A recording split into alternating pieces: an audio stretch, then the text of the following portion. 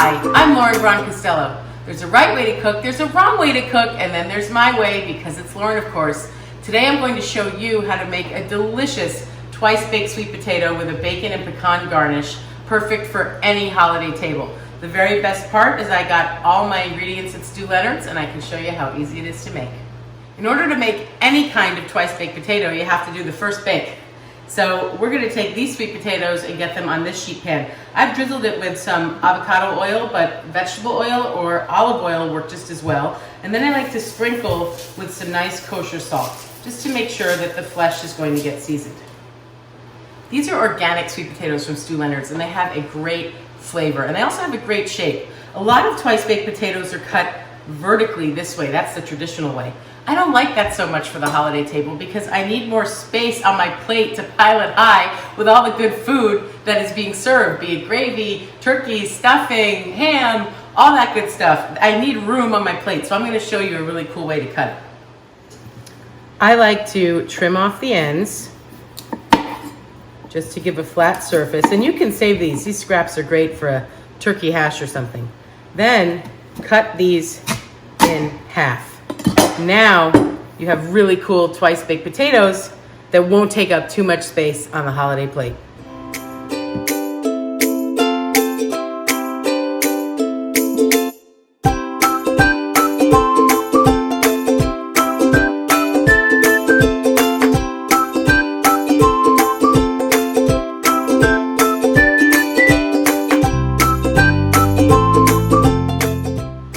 All right, we've got our seasoned pan with a bit of oil and salt, and now we can just take these guys, set them on top. They'll bake at 375 for about 30 minutes, maybe up to 40. It really depends on each potato. You just have to see. While the sweet potato halves cool after their first bake, we can now make the bacon. I like to put bacon on a foil-lined pan, cook it flat. It makes it so easy to candy, and it makes it so easy to cook. We're going to cook these for about 15 to 20 minutes per side. You flip it halfway through the cooking time. The bacon's ready. It's crispy. It's perfect. We just have to get it on a rack. I like to use the same kind of cooling rack I would use for cooling cookies or cakes. It's great because the fat can drain through, and when we paint it with maple syrup, it'll just drip right to the bottom. I like to paint the bacon with real maple syrup just as it's come out of the oven. Within 2 minutes of being put on this grate, the fat just drips to the bottom of the pan, and it's still warm to take on this maple syrup and get candied.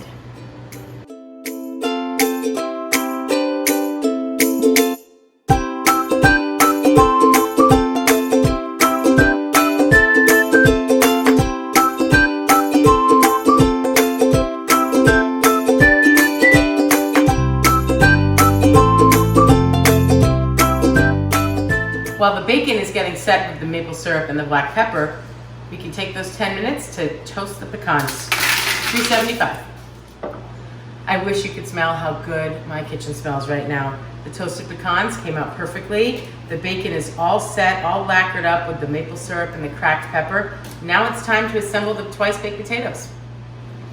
These came out of the oven, and I've let them cool so I can handle them. And look how gorgeous those are. They are perfect, they are tender, which means they're scoopable. And now we can get, look at that, we can get the flesh out of the shell. There's no real trick to this, it's pretty simple. We cooked it perfectly, so it's gonna be nice and tender. And I just like to turn the potato around as I slowly get the spoon in there. Look at that gorgeous flesh, I just love it. It's so pretty. And now I'll just turn it around a little more. I don't wanna scoop out too much because I want the potato to keep its structure and hold the filling. And I'm putting this into the bowl of a standing mixer because I'm gonna whip it up.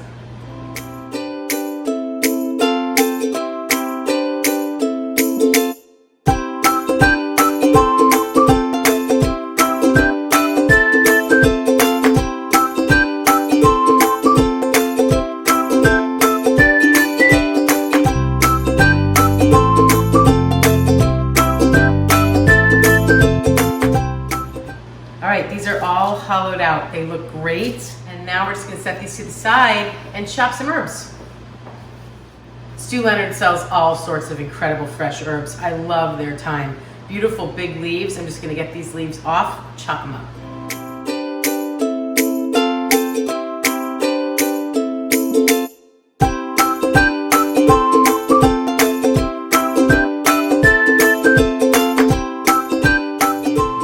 Okay, ready to rock. We've got about 1.5 teaspoons of fresh thyme. The smell is so good. Now we're gonna add in about 1.5 tablespoons of maple syrup to accentuate that flavor. Definitely going to add about 1/2 teaspoon to 1 teaspoon of kosher salt to taste, and a pinch of black pepper, or you could grind it fresh. Either way. But, of course, it's the holiday time. We need a little pat of butter in there. Nice big healthy pat, about 1 tablespoon, ready to whip.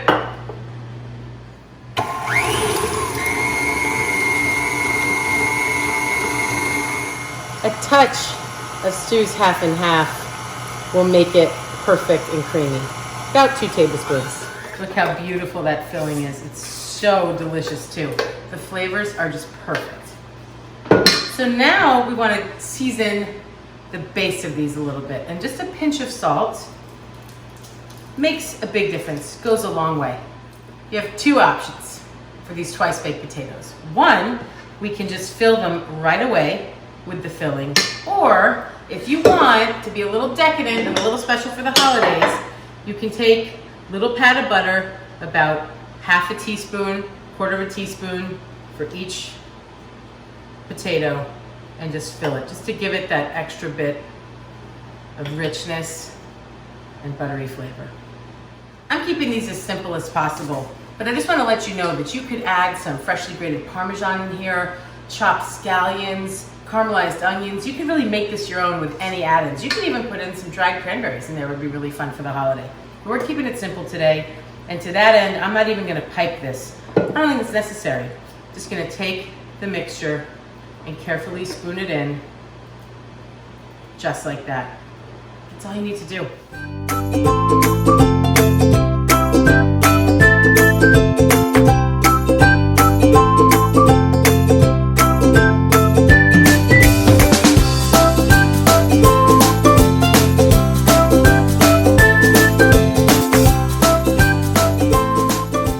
All right, these are looking gorgeous. Final step.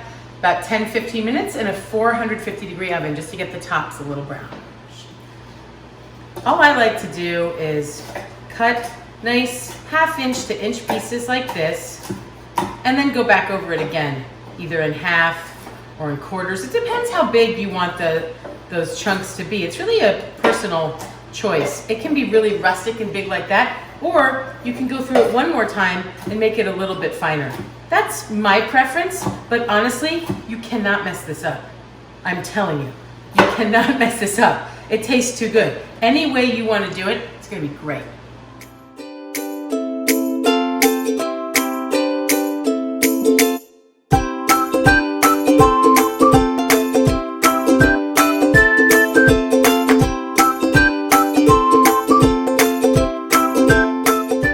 All right, next up, about a 1/4 cup of these toasted pecans that I have here.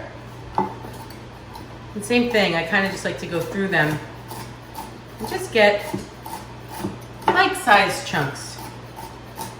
You really cannot go wrong. Any way you do this, it's going to be spectacular. Now, mix it all together. Oh my goodness. I love this combination of pecans and bacon, but if you'd prefer to just have chopped pecans, or just have the bacon, or have neither, any of those 4 iterations of this recipe work. Plain, maple bacon pecan, maple bacon, or just pecan. Make it your own. Look at this. These look incredible. The tops are lightly golden brown. They could brown more if you want, up to you. Really, this is a very forgiving dish. It's one of the wonderful things about it.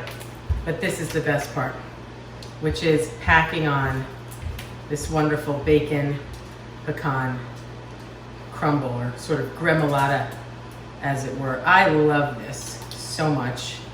It makes it fun and festive. It's a nice little extra treat, little pop of maple, nuttiness, smokiness, saltiness, everything that's good with a sweet potato.